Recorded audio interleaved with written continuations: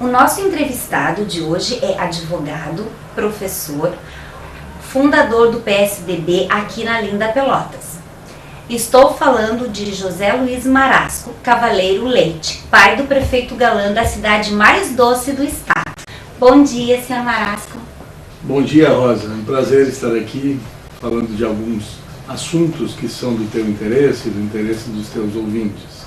Estou à tua disposição. Senhor Marasco, o seu livro Rastros num Caminho tem um fundo político. E o senhor tem o dom da política. Fale um pouco sobre o seu livro. Como surgiu a ideia e já está pensando em um próximo?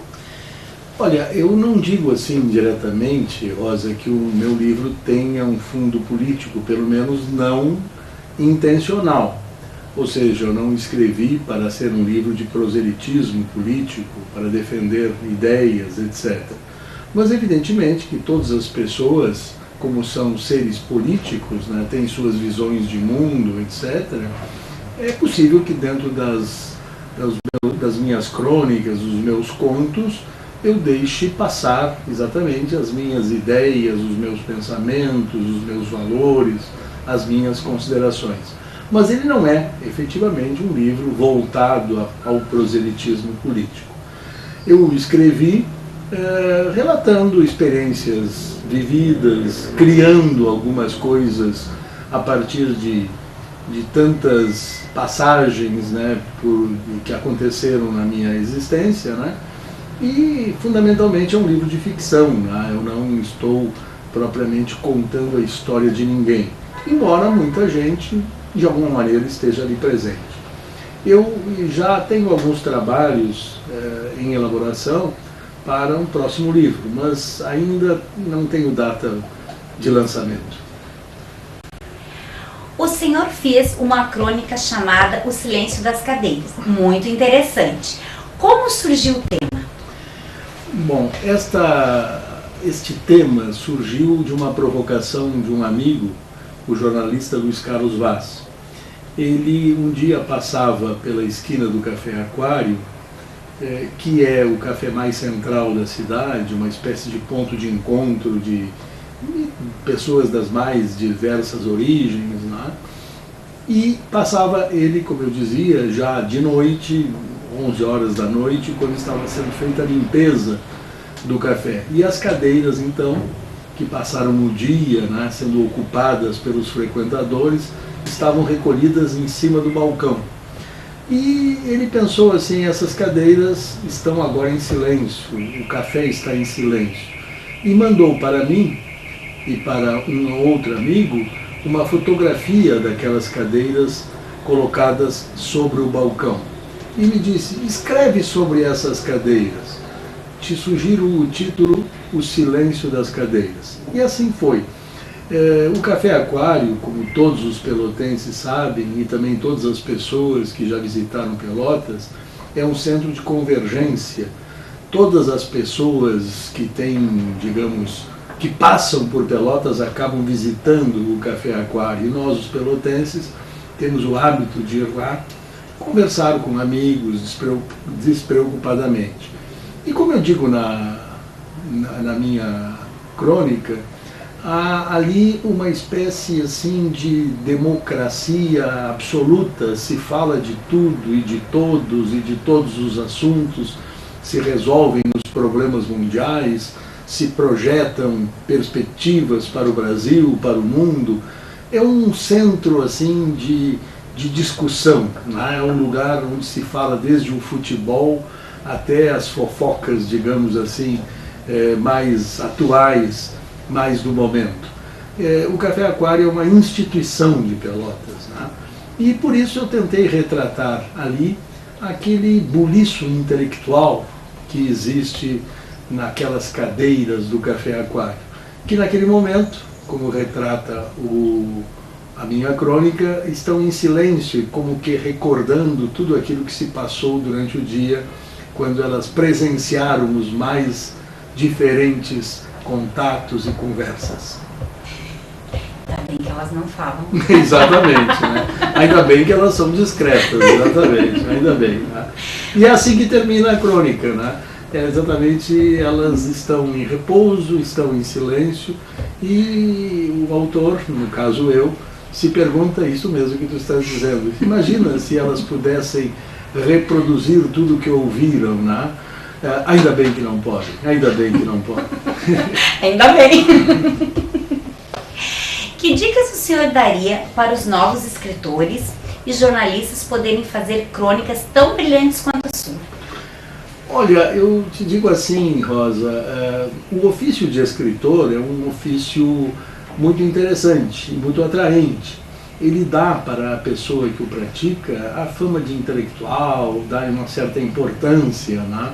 Então muita gente gosta de ser escritor, ou gostaria de ser escritor, gostaria de escrever, mas não, na verdade as pessoas devem, o primeiro conselho é assim, não queira ser um escritor se você não sente efetivamente, não tem efetivamente dentro de si alguma coisa que esteja querendo sair para fora, né? Ou seja, você tem que ter realmente uma motivação para escrever. Se você não tiver essa efetiva motivação, então talvez não seja bom se lançar, porque não vai ter facilidade, não vai ter êxito, quem sabe as coisas vão se tornar difíceis. Então, quem sabe é o primeiro conselho: escreva se você não puder deixar de fazer isso, se for alguma coisa que o jogue, né, digamos assim, em direção à escrita, né? Me parece que é a primeira das observações que deve ser feita a quem queira ser escritor. Como vê o atual momento político de nosso país e que rumo deve tomar? O voto facultativo seria uma solução? Olha, são indagações muito complicadas, né, de serem respondidas em brevidade. Rosa, eu acho assim, o momento do nosso país é um momento de tristeza e de esperança, né? De tristeza porque nós estamos assim, nos dando conta de como por tanto tempo fomos iludidos por tantas pessoas. Ainda bem que nem todos, né? Nem todos os políticos são pessoas de má índole, né? De mau comportamento.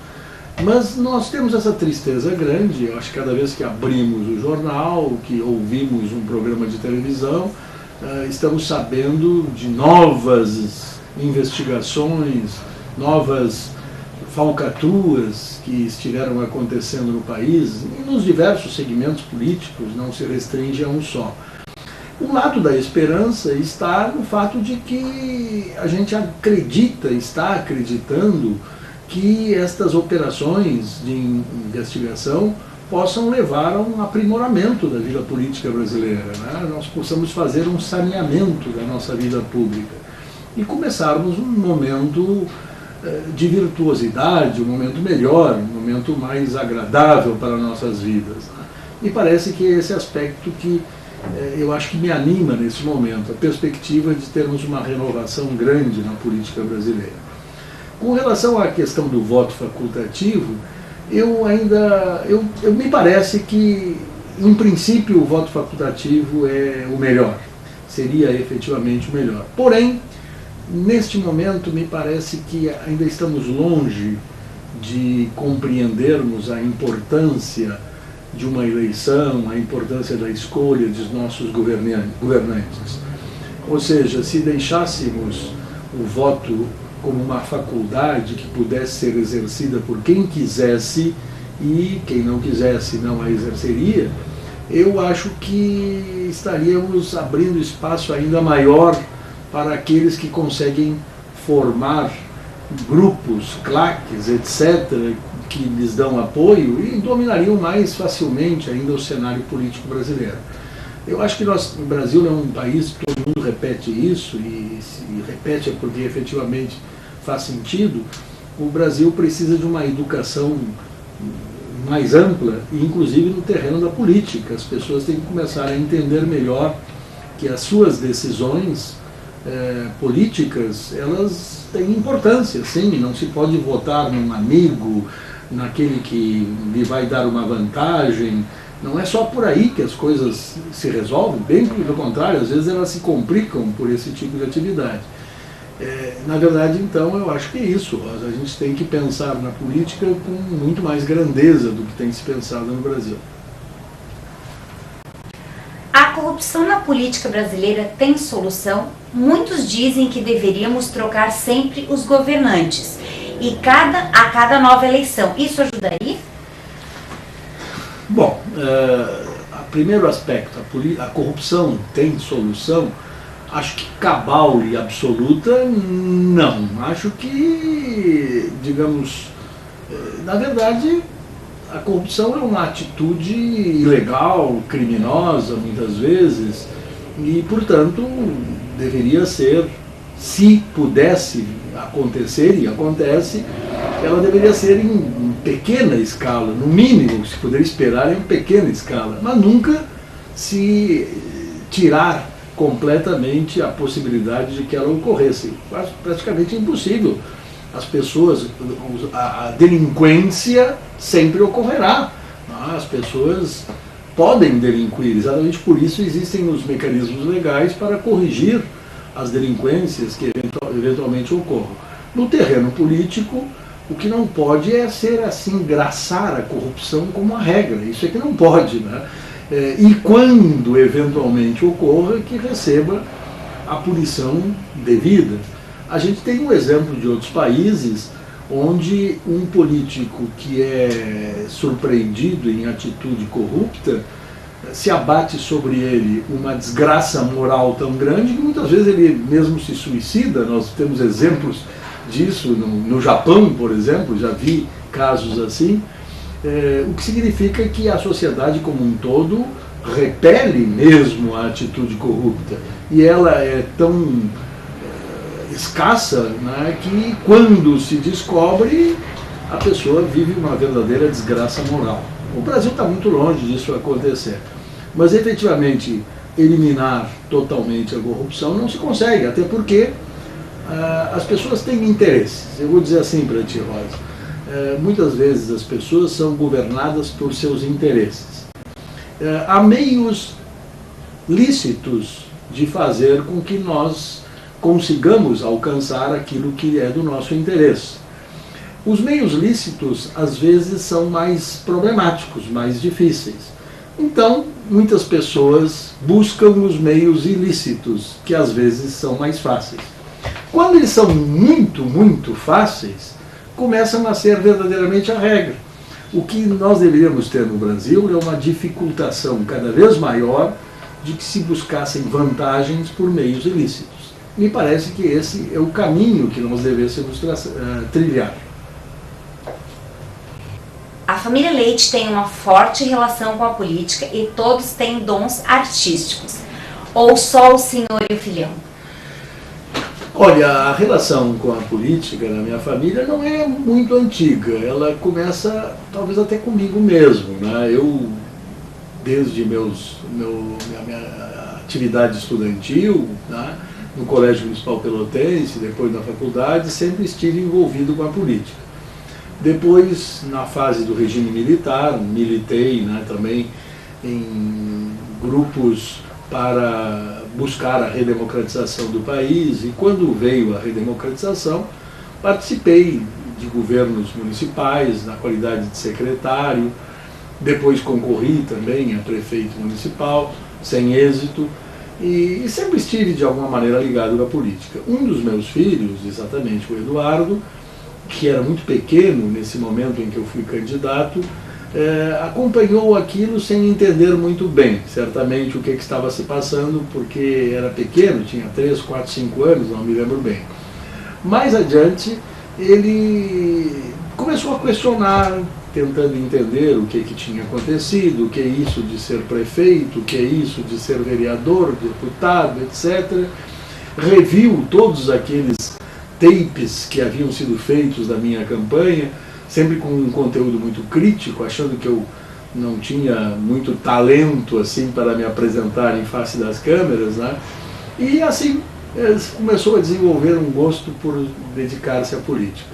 E efetivamente nesse aspecto mostra muito mais qualidade do que eu tinha, porque ele tem uma performance realmente muito boa.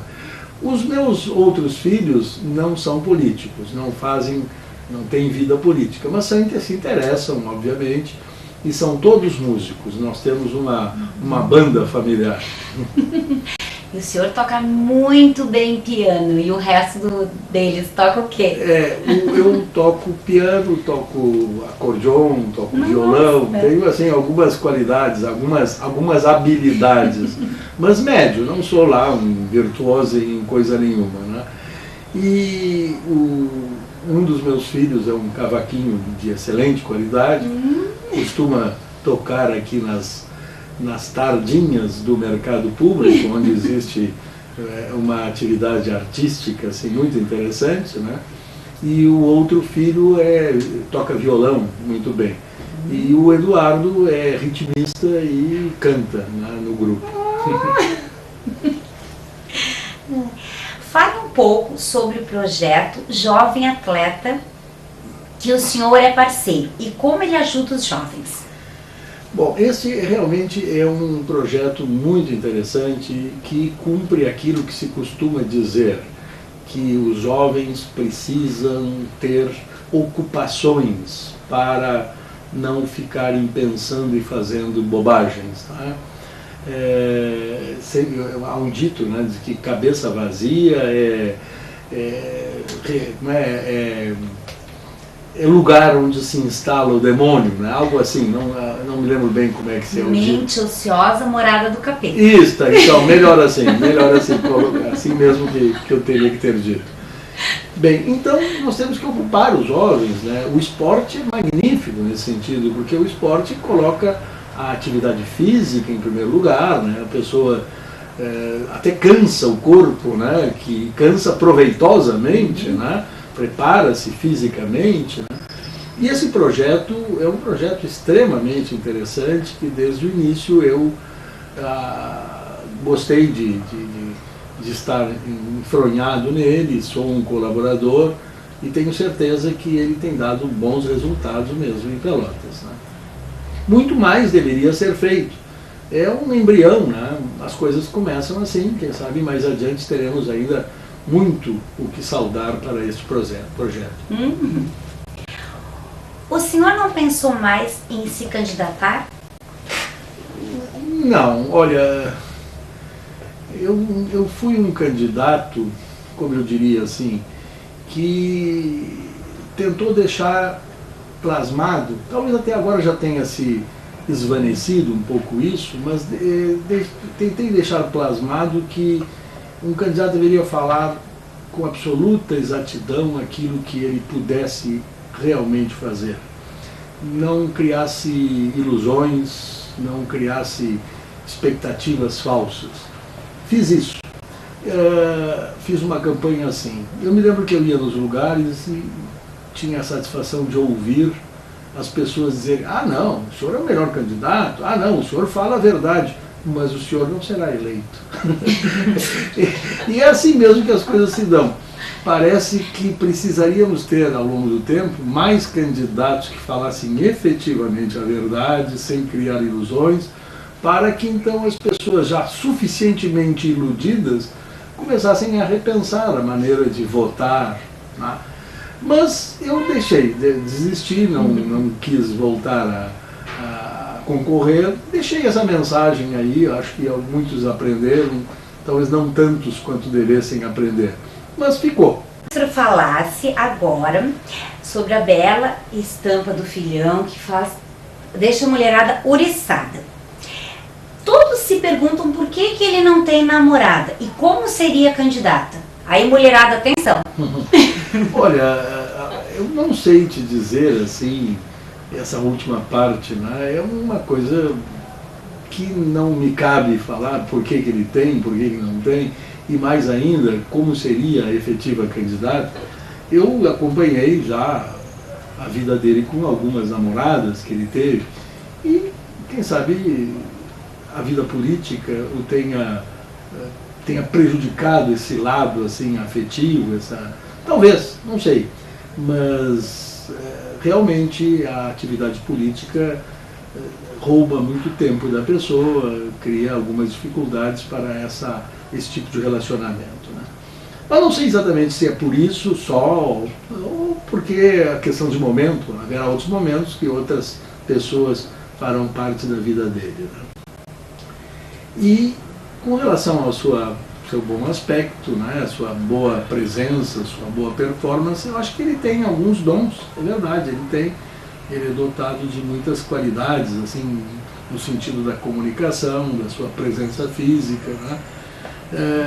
Eu sempre digo, até também fui professor de ciência política, que nas relações sociais, todas as relações sociais são de alguma forma relações políticas, Rosa, no sentido de que nós sempre estamos intercambiando influências, né? Eu e tu aqui conversando, tu estás me passando certas influências, eu estou passando para ti certas influências.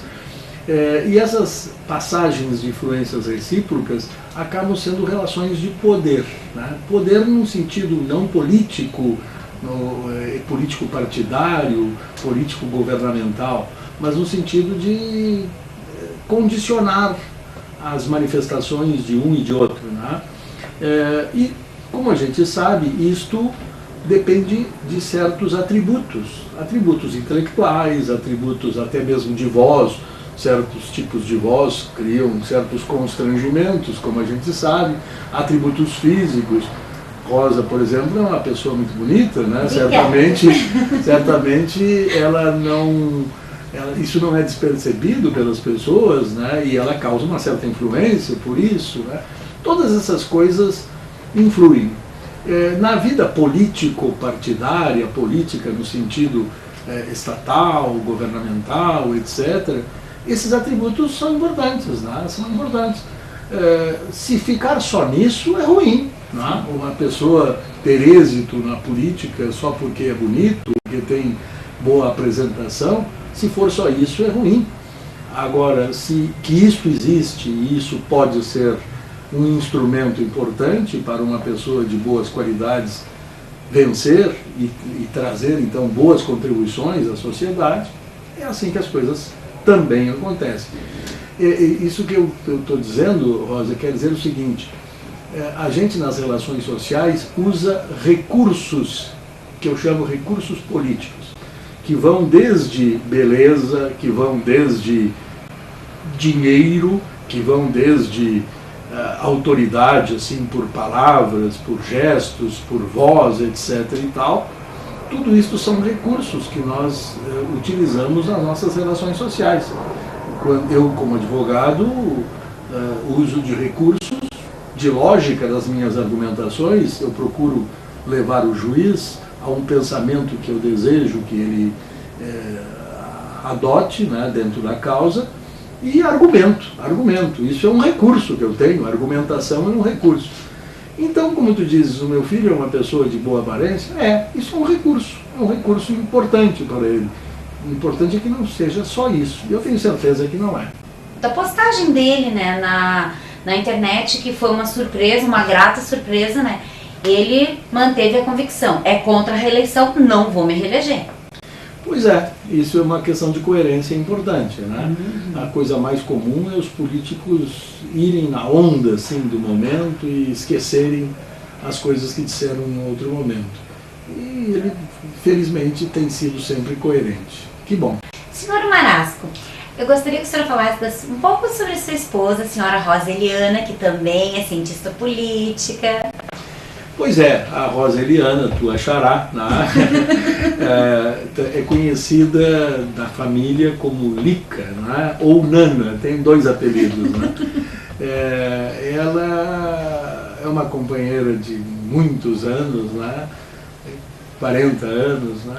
Tivemos 3 magníficos filhos, né? O Gabriel, o Ricardo e o Eduardo, e eu sou muito grato a ela por essa companhia de tanto tempo, né? E essa dedicação com muito carinho, muito amor aos filhos, né? Ela é um baluarte da casa, tenho certeza, né? E todos se relacionam muito bem com todo mundo, né? Uma pessoa de grandes qualidades intelectuais, espirituais, morais. Eu sou muito feliz ao lado dela. E a mulherada agradece também a minha xará, né, pelos lindos meninos que ela tem, né? Também, claro.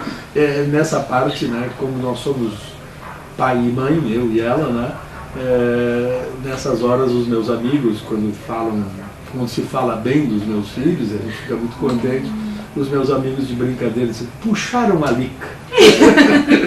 Ah, não, é verdade, puxaram os dois, o pai e a mãe são muito bonitos. Bom, muito obrigado, então. Mas é tal coisa, né? Eu tenho certeza que a conjunção entre nós foi muito proveitosa para os nossos filhos. Deixe uma mensagem aos nossos telespectadores. Bem, eu não sei assim exatamente dizer mensagens, né? Eu respondi às perguntas da Rosa com muita honestidade, né? Me perguntou sobre coisas da minha família, coisas da minha vida pessoal e coisas do meu filho, que é uma pessoa de destaque na comunidade de Pelotas, né? E fiz com muita honestidade, no sentido de que eu tenho a tranquilidade de que essas coisas que eu disse correspondam efetivamente ao meu pensamento e à verdade. Então, se eu pudesse deixar uma mensagem às pessoas, eu diria isso. Acho que as pessoas têm que ser honestas, tanto no que diz respeito às suas atividades sociais, como também no que diz respeito a uma honestidade intelectual. Eu acho que elas não devem ser aquilo que elas não são, né? Nem devem projetar uma imagem que não corresponda realmente aos seus sentimentos. Se isso pode ser uma mensagem, eu assim eduquei meus filhos, eu assim acho que as coisas devem acontecer. Concordo. Muito obrigada, Sr. Marasco. Muito obrigado, Rosa. E desejo muitas felicidades a ti também. Obrigada. Até o nosso próximo programa.